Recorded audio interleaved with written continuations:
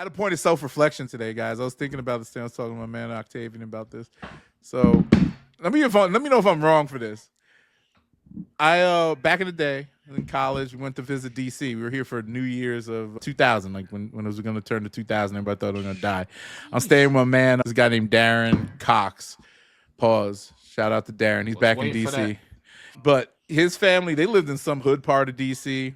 Like I'm talking like hood. They lived in like a row house, but they were so hood that they had like roach traps on the wall. Like the roaches were crawling up the wall. All this and like I seen that before because we used to rent little houses, a couple of houses down in Jamaica, Queens. My dad used to go service them, so there was like they had roaches in them and shit. But they, you charging $300 a month for rent. Fuckers will live anywhere.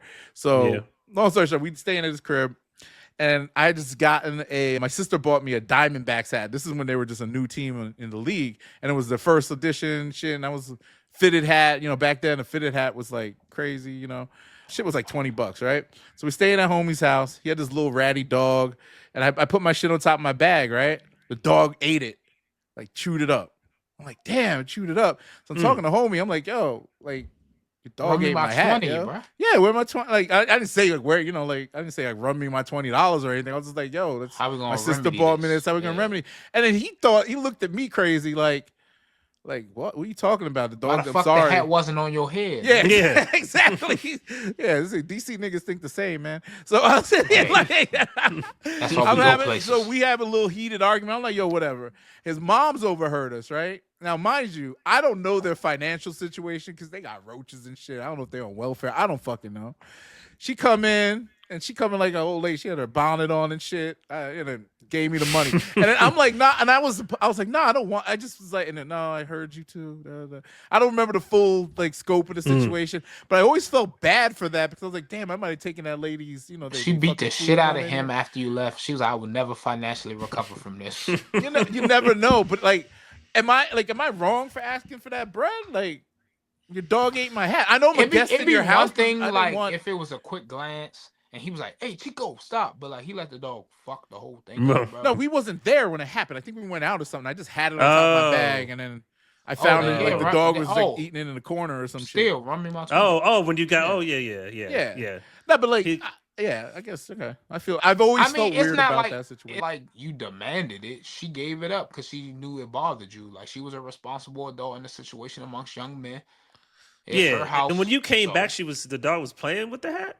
I don't remember the whole thing, but we weren't around. The dog ate the hat. That's all I know. Yeah. And I was like, I'm just like, damn. And in the moment, I'm like, because I just got like back then. Okay, so like I said, I didn't like, material things when you don't have shit are a little bit more valuable to you. Like if my dog ate one of my hats right now, I was go buy another one, right? Like whatever. You know what I'm saying? Yeah. I got 2 pairs every shoe. She go eat a shoe. I'll go get it. I have another shoe for back it up. Whatever.